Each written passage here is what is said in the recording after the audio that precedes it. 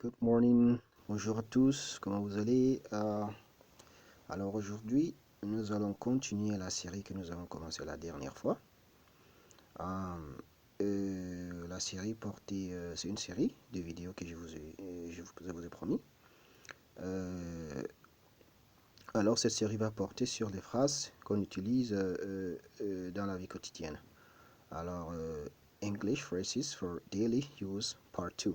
La dernière fois, on a fait la première partie qui portait sur les présentations, comment se présenter, les petites phrases pour vous présenter lorsque vous avez face à vous une personne que vous venez de rencontrer, etc., etc., etc. Okay. Alors, aujourd'hui, c'est la deuxième partie. Conversation starters and greetings. Conversation starters and greetings. Ou bien conversation starters and greetings. La signification, c'est les expressions pour commencer la conversation, et greetings, c'est les salutations. Sans toutefois tarder, nous allons commencer. Alors, la première phrase, c'est Hi, I'm Omar. What brings you here? Hi, I'm Omar. What brings you here? Alors, j'ai pris la liberté d'utiliser mon nom pour donner des exemples. La traduction de la phrase, c'est Salut, je m'appelle Omar. Qu'est-ce qui vous amène ici? Alors, généralement, on utilise ce genre d'expression lorsqu'on arrive, par exemple, à une fête, ou bien à, je sais pas, une réunion d'entreprise, ou bien un salon, une foire, une foire, et on ne connaît personne là-bas, et on tombe sur une personne et on veut engager la conversation. On peut lui demander qu'est-ce qui vous amène ici. Peut-être que c'est sa première fois, vous êtes dans la même situation, ou bien peut-être que la personne était là la dernière fois, peut-être il y a une, je sais pas quoi, une réunion préliminaire, la personne connaît bien comment ça se passe là-bas, elle peut alors vous renseigner sur comment ça se passe. Alors, vous pouvez engager la conversation de cette façon-là. Hi, I'm Omar. Vous pouvez mettre votre nom là-bas. What brings you here? Vous demandez à la personne à qui vous parlez. Qu'est-ce qui l'amène là-bas? Ou bien ici. Alors, la deuxième phrase, c'est Hi, I'm Omar. Are you the first time here? Hi, I'm Omar. Are you the first time here? Salut, la traduction c'est salut, moi c'est Omar. C'est votre première fois d'être ici? Salut, c'est Omar. Moi c'est Omar, pardon. Salut, moi c'est Omar. Alors vous pouvez dire je m'appelle Omar ou bien moi c'est Omar lorsque vous traduisez en français. Salut, moi c'est Omar. C'est votre première fois d'être ici?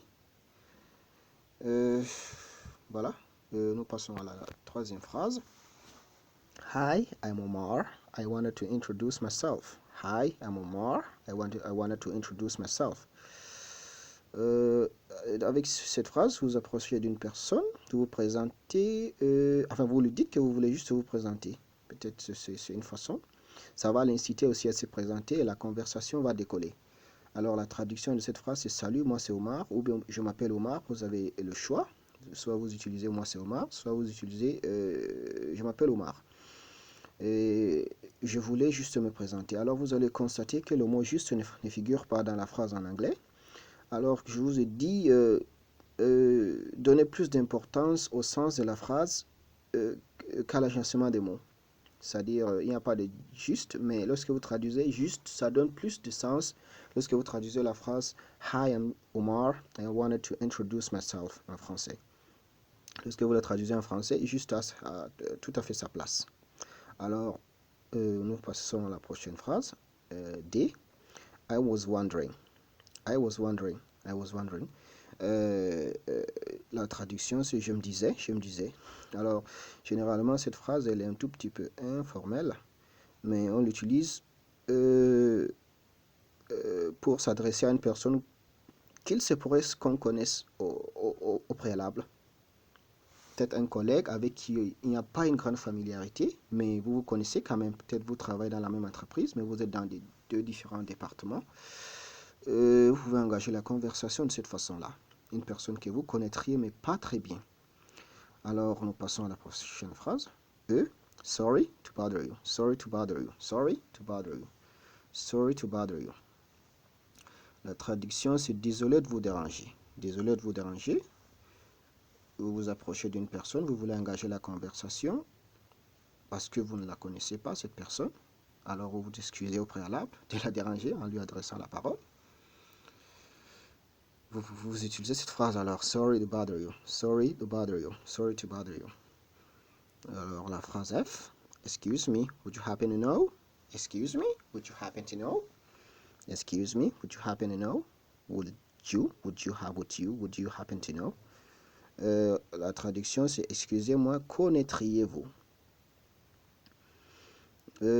Ici, la traduction littérale en anglais, c'est pourrait-il que vous connaissiez, excusez-moi, c'est pourrait-il que vous connaissiez, ou bien excusez-moi, connaîtriez-vous? Je pense que les deux phrases en français ont le même sens.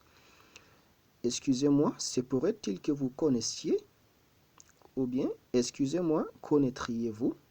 Voilà les deux traductions de excuse me, would you happen to know? Would you happen to know? Would you happen to know?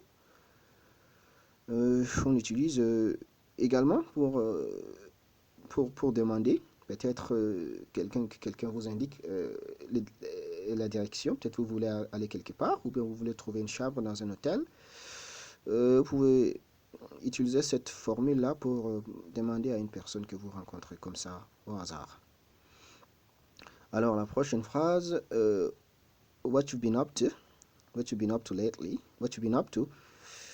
Vous remarquez que j'ai mis have entre parenthèses. Vous avez le choix d'utiliser what you've been up to, what you've been up to lately, qui est très couramment utilisé par les anglophones, les natifs anglophones. Ou bien vous pouvez remettre le have qui donne un sens grammatical correct. What you've been up to lately, grammaticalement c'est incorrect, pardon. Mais dans la conversation, c'est très couramment utilisé par les natifs anglophones. Alors, vous aurez soit what you've been up to lately, ou bien what have you been up to lately? What have you been up to lately? Alors, nous passons à la traduction. Alors, la traduction en français de cette phrase, c'est qu'est-ce qui vous occupe ces derniers jours, ou bien ces jours-ci? Qu'est-ce qui vous occupe ces jours-ci? Qu'est-ce qui vous occupe ces jours-ci? Alors, on utilise pour demander peut-être sur quoi travaille une personne, peut-être pourquoi vous ne le voyez pas récemment. Alors, quelle est la chose qui garde cette personne occupée à tel enseigne que vous ne vous voyez pas régulièrement? Donc, ceci présuppose que vous connaissez la personne au préalable. Donc, on utilise généralement pour s'adresser à une connaissance. How are you getting on? How are you getting on? How are you getting on? How are you getting on? La traduction, c'est comment tu vas? Comment vous allez ou bien comment tu vas? Mais cette phrase, elle est trop informelle. L'utilisation est informelle. On l'utilise généralement pour s'adresser à une connaissance ou bien à un ami. Alors, la prochaine phrase, E, you doing okay? You doing okay? You doing okay? You doing okay? Peut-être, vous avez beaucoup de sens de l'observation. Vous avez, je ne sais pas, un collègue ou bien un ami ou bien un membre de la famille qui semble ne pas se porter bien. Peut-être qu'il semble perdu dans ses pensées, qui semble un peu anxieux, qui semble un peu stressé. Alors, vous utilisez cette phrase pour lui demander si tout va bien. Vous allez bien? La traduction en français, c'est vous allez bien? Vous allez bien? Vous êtes sûr que ça va? Vous êtes sûr que ça va? You doing okay? Alors, grammaticalement, la phrase est incorrecte parce qu'il faut un verbe avoir, you are doing okay, entre you et doing pour que la phrase ait un sens. Mais comme je vous l'ai dit, dans la conversation, les natifs anglophones ont tendance parfois à former des phrases grammaticalement incorrectes, juste parce que ils se comprennent, ils savent ce que ça veut dire. Alors, vous pouvez vous le permettre si vous voulez parler comme les natifs anglophones. Nous passons à la phrase suivante. Hi, what's new? Hi, what's new? Hi, what's new? Également utilisé dans le cadre informel, parlant à un ami ou bien à un frère ou bien à une connaissance, mais dans le cadre informel. Alors la traduction c'est salut, quoi de neuf? Quoi de neuf? Quoi de neuf? La prochaine phrase, K, hi, Omar, what's up? Hi Omar, what's up? Alors là, c'est l'interlocuteur parle à une tierce personne. Et la tierce personne s'appelle Omar. Hi Omar, what's up? Salut Omar, quoi de neuf? Cette utilisation elle est aussi informelle. Vous ne pouvez pas vous adresser comme ça à votre patron ou bien à une personne un peu plus âgée que vous. Alors elle, hi Omar, long time no see. Long time no see. Hi Omar, long time no see. Généralement, elle est utilisée lorsque on revoit une personne qu'on n'a pas vue pendant un bon bout de temps. La traduction, c'est salut Omar, ça fait un bail, ça fait un bon bout de temps. Vous pouvez le traduire soit par ça fait un bail ou bien ça fait un bon bout de temps. Ça fait un bon bout de temps. Alors, nous passons à la prochaine phrase. M, do you mind asking? Do you mind me asking? Do you mind me asking? Do you mind me asking? Alors, généralement, on utilise cette phrase pour demander une question un tout petit peu personnelle à une personne. Peut-être une question peut-être qui a rapport avec peut-être le mariage d'une personne, un mariage qui bat de l'aile. Et vous voulez demander si la personne et son partenaire ou bien sa partenaire ont pu peut-être arranger, je sais pas, leur situation. Alors, vous utilisez cette phrase d'abord pour lui demander est-ce que ça vous poserait pas un problème si je vous demande comment ça va entre vous et votre épouse, pardon. Comment ça va entre vous et votre épouse? Alors, vous commencez par dire do you mind me asking? Do you mind me asking? Ne vois-tu pas d'inconvénient à ce que je te demande? Ne vois-tu pas d'inconvénient que je te demande? Comment ça évolue dans ton mariage? Parce que c'est personnel. Ok, la prochaine phrase c'est ok, here's the thing. Ok, here's the thing. Ok, here's the thing. Ok, here's the thing. Alors, on utilise cette phrase lorsqu'on n'arrive pas à trouver comment engager la conversation, ou bien on est hésitant, ou bien je sais pas quoi, la personne qui est en face de vous est un peu intimidante, et vous êtes en train de chercher comment engager la conversation. Alors vous dites, ok, voilà, je me lance. Ok, here's the thing. En anglais, on dit, ok, here's the thing. La traduction en français, c'est, ok, voilà, je me lance. Donc, je me lance, vous pouvez dire, ok, voilà, vous engagez la conversation, ou bien, ok, voilà, je me lance.